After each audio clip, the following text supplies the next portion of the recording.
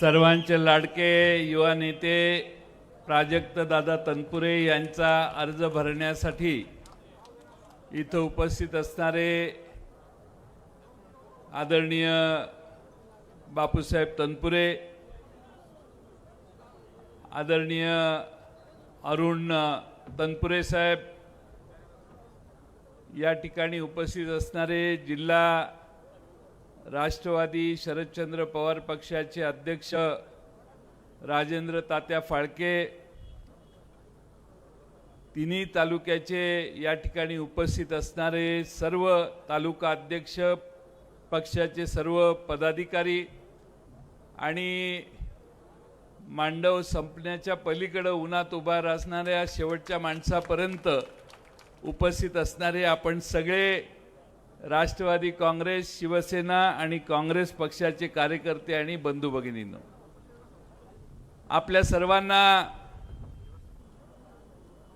प्राजक्त दादांच्या उमेदवारीचा अर्ज भरण्यासाठी या ठिकाणी निमंत्रित केल्यावर प्रचंड मोठ्या संख्येनं सगळ्या राहुरीमधले रस्ते पूर्णपणाने भरलेले आहेत, अशी परिस्थिती आज आपण सगळ्यांनी आपली निर्माण केली आणि किती लोक ही प्राजक्त दादांच्या मागे उभा राहण्यासाठी तयार आहेत याचा प्रत्यय आपण आज या ठिकाणी गर्दीने दाखवून दिला। न भूतो न भविष्यती असा गर्दीचा विक्रम आज आपण केला। मला खात्री आहे की उद्याच्या विधानसभेच्या 20 तारखेच्या मतदानात देखील तुतारी वाजवणाऱ्या माणसाच्या चिन्हाच्या वर आपण एवढ्या मोठ्या प्रमाणात मतदान कराल की समोरच्यांची शेवटची निवडणूक ही खरीच शेवटची ठरेल, पुन्हा ते काय उभा राहणार नाही। आज आपल्या सर्वांना महाराष्ट्राची अवस्था मी काही वेगळी सांगितली पाहिजे असं नाही। आज महाराष्ट्रामध्ये महाविकास आघाडी एकसंघपणाने काम करते। थोडे 2-4 तुरळक ठिकाणी समज गैरसमज 4 तारखेपर्यंत पूर्ण होतील, पण महाराष्ट्रातल्या जनतेनेच ठरवलेलं आहे की महाराष्ट्रातले ढोंगी सरकार सत्तेपासून घालवण्याशिवाय आता पर्याय नाही। मी ढोंग यासाठी म्हणतो की लोकसभेच्या आधी जे काहीच काम करत नव्हते त्यांनी लोकसभेच्या नंतर पूर्णपणाने सगळ्या मिळेल त्या घोषणा केल्या। 1-2 हजार घोषणा सरकारने 15-20 दिवसात केल्या आहेत आणि मंत्रिमंडळाने तेवढे निर्णय घेतलेले। म्हणजे पूर्ण काहीच करायचं नाही आहे, फक्त घोषणा करून लोकांचं लक्ष वेधायचं आहे। मला तुमच्याकडचा आवाज आल्यावरच लक्षात आलं कोण आले, बघायची गरज नव्हती।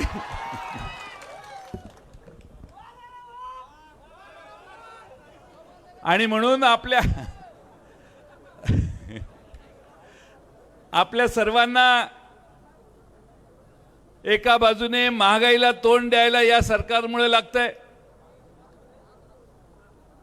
कांद्याची किती वाईट अवस्था या सरकारने दिल्लीच्या आणि मुंबईच्या केली, तुम्ही आम्ही सगळ्यांनी पाहिली। कापसाची पण तीच अवस्था, सोयाबीनची पण तीच अवस्था। महाराष्ट्रातलं असं एकही पीक नाही की ज्या पिकांच्या मागे महाराष्ट्रातलं सरकार आणि दिल्लीचं सरकार उभं राहिले।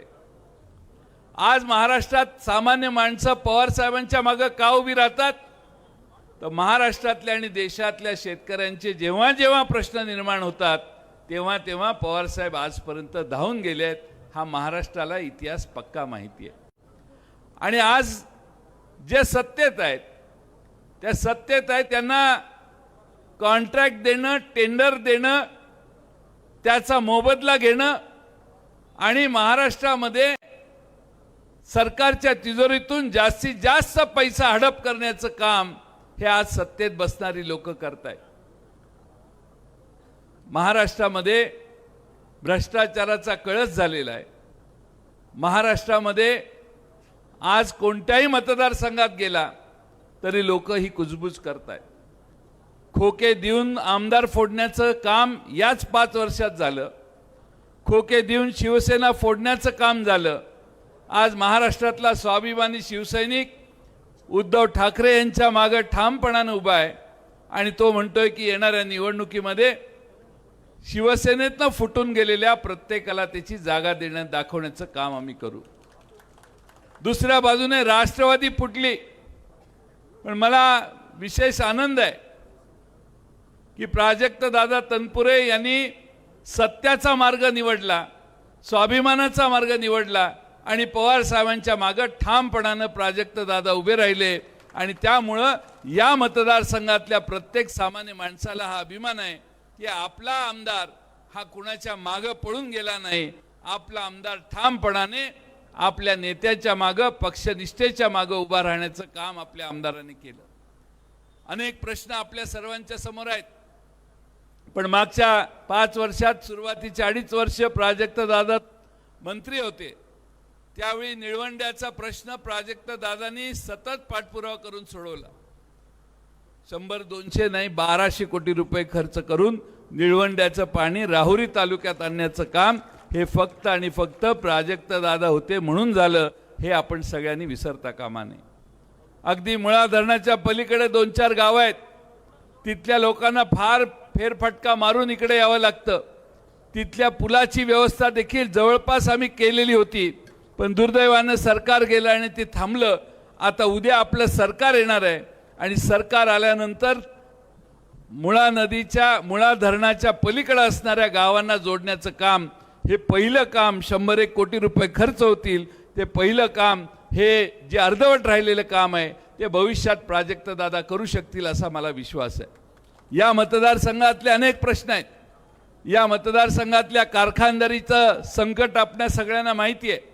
कशा पद्धतीनं इथली कारखानदारी वाढली नाही, त्या सर्वांना उपाय करायचा असेल तर महाराष्ट्रात उद्या आपलं सरकार येण्याची गरज आहे. आणि सरकार यायचं असेल तर एक आमदार आपल्याला महत्त्वाचा आहे. शरद पवार साहेब, उद्धव ठाकरे आणि काँग्रेसच्या मागचा उभा केलेला प्रत्येक आमदार निवडून आणण्यासाठी आपण सगळ्यांनी प्रयत्नाची शिकस्त केली पाहिजे. आपल्या सर्वांना माझी विनंती आहे की उद्याच्या काळात आपण सगळ्यांनी 20 तारखेपर्यंत आपली ही निवडणुकीची लढाई चालणार आहे. 18 तारखेला संध्याकाळी प्रचार संपणार आहे. मध्ये दिवाळी आहे. दिवाळी प्रत्येकानं स्वाभिमानी माणसाने आपापल्या पैशाने करायची असते आणि ती तुम्ही राहुरीकर आणि आपण महाराष्ट्रातली जनता नक्की चांगल्या पद्धतीनं करेल. बऱ्याच लोकांना त्या बाबतीत सगळ्या गोष्टी करण्याची इच्छा प्राप्त होईल, पण दिवाळीच्या शुभेच्छा तुम्हाला देताना मी भाऊबीजेला परत येणारच आहे 4 दिवसांनी, पण दिवाळीच्या शुभेच्छा देताना राहुरीकरांना, आपल्या नगर तालुक्यातल्या सगळ्या गावकऱ्यांना, गावातल्यांना आणि पाथर्डी तालुक्यातल्या सगळ्यांना मी एवढीच शुभेच्छा देतो की उद्याच्या दिवाळीच्या नंतर होणाऱ्या निवडणुकीत आपलं सरकार आणूया. पुढची दिवाळी कधी नव्हे एवढी उत्तम साजरी करण्याची व्यवस्था महाराष्ट्रातलं महाविकास आघाडीचं सरकार तुमच्यासाठी करेल, हा विश्वास या निमित्तानं देतो. आपल्या सगळ्या प्रश्नांवर पुन्हा पुन्हा बोलण्याची आवश्यकता नाही. थोड्या दिवसापूर्वी 1-2 वेळा येऊन आम्ही सगळे गेलो, पण कधीही विसरू नका, आजची महागाई, आपल्या संसारातनं जास्त पैसे महागाईमुळे जातात, GST मुळे जातात. आपल्या संसारात सरकारचा, केंद्र आणि राज्य सरकारचा वाटा GSTच्या रूपाने सतत येतोय. आपल्या खिशातनं महिन्याला 8-10 हजार रुपये GST भरायला आपल्याकडून जातात, 50,000 रुपये आपला खर्च झाला तर. आणि दुसऱ्या बाजूने महाराष्ट्रामध्ये आज आम्ही तुम्हाला काहीतरी देतोय असं सांगण्याचं काम करतात. काही लोक सांगतात आम्ही आता एवढ्या योजना केल्यास तेवढं झालं तेवढं झालं. मी तुम्हाला सांगतो की महाराष्ट्रातल्या आमच्या भगिनी सुरक्षित नाही आहेत. अत्याचार भगिनींच्यावर प्रचंड व्हायला लागले आहेत आणि भारतीय जनता पक्ष आणि त्यांच्या मित्रपक्षांची भाषा काय आहे हे परवा तुम्हाला संगमनेरला कळलं असेल. आमचे सहकारी ज्येष्ठ नेते बाळासाहेब थोरात यांच्या कन्येच्या बाबतीत किती खालच्या थरावर जाऊन भाजपचे नेते भाषण करायला लागले आहेत हे बघितलं तर आपल्याला लक्षात येईल की पायाखालची वाळू सरकल्यानंतर माणसाचा तोल जातो आणि तोल गेलेल्या भारतीय जनता पक्षाचे नेते आता आमच्या लाडक्या बहिणीबद्दलही काहीही बोलायला लागलेले आहेत. याचं प्रायश्चित्त महाराष्ट्रातली जनता भारतीय जनता पक्ष आणि त्यांच्या दोन्ही मित्र पक्षांना दिल्याशिवाय राहणार नाही. ज्यांना महिलांचा आदर करता येत नाही, ज्यांना महिलांच्या बाबतीत भाषा सरळ बोलता येत नाही, ज्यांना महिलांच्यावरचे अत्याचार थांबवता येत नाहीत, ज्यांना आमच्या शाळेत जाणाऱ्या मुलींचं संरक्षण करता येत नाही, ज्यांना आमच्या महिलांची मुलींची छेड रस्त्यावर काढली तर पोलीस त्यांना संरक्षण व्यवस्थित देऊ शकत नाहीत, अशा सरकारला घेऊन आपल्याला काय करायचं. आता राहिला प्रश्न सरकारने चालू केलेल्या योजना. मी तुम्हाला महाविकास आघाडीच्या वतीनं वचन देतो, आमचा जाहीरनामा प्रकाशित होईल त्यावेळी तुम्हा सगळ्यांना कळेल. पण आज जेवढं आहे त्याच्यापेक्षा कितीतरी चांगल्या पद्धतीनं आमच्या लाडक्या बहिणींच्या मागे ताकद उभा करण्याचं, त्यांना पैसे देण्याच्या संदर्भातले शासकीय निर्णय योग्य त्या पद्धतीनं करण्याचं काम आमच्या जाहीरनाम्यात तुम्हाला स्पष्टपणाने सांगण्याचं काम आम्ही करणार आहोत. माझी तुम्हाला विनंती आहे की सगळ्या गोष्टी, अनेक प्रलोभनं महाराष्ट्रातल्या जनतेला दाखवण्याचं काम हे सरकार करतंय, पण महाराष्ट्रातल्या जनतेनं लोकसभेत निकाल दिलाय, यांना पाडायचं. निलेश लंके खासदार आज या ठिकाणी आले आहेत, ते तुमच्या सगळ्यांच्या मताचा करिश्मा आहे म्हणून निलेश लंके खासदार म्हणून दिल्लीला गेले. त्यामुळं तोच आशीर्वाद, मागच्या वेळेपेक्षा राहुरी विधानसभा मतदारसंघात जास्त मतांचा आशीर्वाद तुम्ही सगळ्यांनी एका नव्या कर्तबगार नेत्याला देण्याचं काम करावं.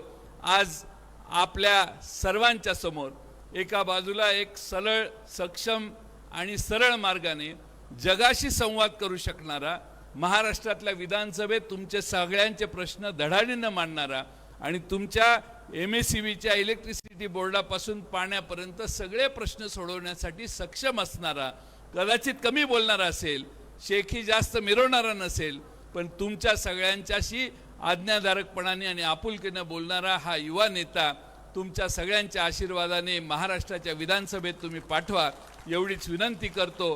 फार अजून मला भूमला जायचं आहे, भूम परांड्याचा अर्ज भरायला, त्यामुळे मी जास्त वेळ भाषण करत नाही. खरं म्हणजे 1:30 वाजताच मला जायचं होतं, म्हणून आता भाच्यासाठी थांबायला लागेल, नाही तर भाचा आणि भाच्यापेक्षा माझी बहीण कधीच न रागवणारी आज मात्र नक्की रागवेल, म्हणून मी थोडंसं हेलिकॉप्टर जरा उशिरा जाऊ दे म्हणून सांगितलंय. आणि म्हणून मी जास्त वेळ बोलायची इच्छा असली तर जमलं तर मी परत येण्याचा प्रयत्न करेन. महाराष्ट्रात 80-90 ठिकाणी आपण विधानसभा लढवतोय, त्यामुळे परत येण्याची संधी मिळाली तर येईन. पण माझी तुम्हाला कळकळीची विनंती आहे की प्राजक्ताचे गुण महाराष्ट्रातल्या विधानसभेतल्या सगळ्यांनी कौतुकानं पाहिलेले आहेत. महाराष्ट्रातल्या अनेक नेत्यांचं मत झालं आहे की हा महाराष्ट्रात एक चांगला उमदा नेता म्हणून हळूहळू याची उभारणी होते आहे. आणि कमीत कमी शब्दात नम्रपणानं, नेते अनेक असतात, पण नम्रपणा नेत्यात तरुणांच्यात असणं आवश्यक असतं. आपण तरुण नेत्यांच्याबद्दल मी काय बोलत नाही तुमच्या भागातल्या, पण प्राजक्ताची ही गॅरंटी मी घेतो की हा नेता नम्र आहे, कमी बोलून जास्त काम करून तुमच्या सगळ्यांची सेवा करणार आहे. त्याला तुम्ही तळहाताच्या फोडाप्रमाणे जपा. मला माहिती आहे बापूसाहेब तनपुरे इथं आलेले आहेत. बापूसाहेब तनपुरेंना आपण या मतदारसंघाने अनेक वेळा विधानसभेला जायची संधी दिली. आज पुन्हा नवनेता म्हणून 5 वर्षाचा कालखंड प्राजक्त दादांच्या मागे आपण उभा केलाय. आणखीन एक संधी द्या. शेवटी नेते तळहाताच्या फोडाप्रमाणे जपले तर आपल्या भागाचा विकास अधिक वेगानं होतो आणि तो विकास वेगानं करण्याचं काम प्राजक्त दादांच्या नेतृत्वाखाली आपण सगळे करू. तुतारी वाजवणारा माणूस हे चिन्ह, सगळीकडे तुतारी तुतारी म्हणून फिरू नका, तुतारी वाजवणारा माणूस असा प्रचार करा, एवढीच विनंती करतो. आणि पुन्हा एकदा प्राजक्त दादा आता अर्ज भरायला जाणार आहेत, त्यांना मनपूर्वक शुभेच्छा देतो आणि माझे 2 शब्द संपवतो. धन्यवाद. नक्कीच मामांचं प्रेम भाच्यावर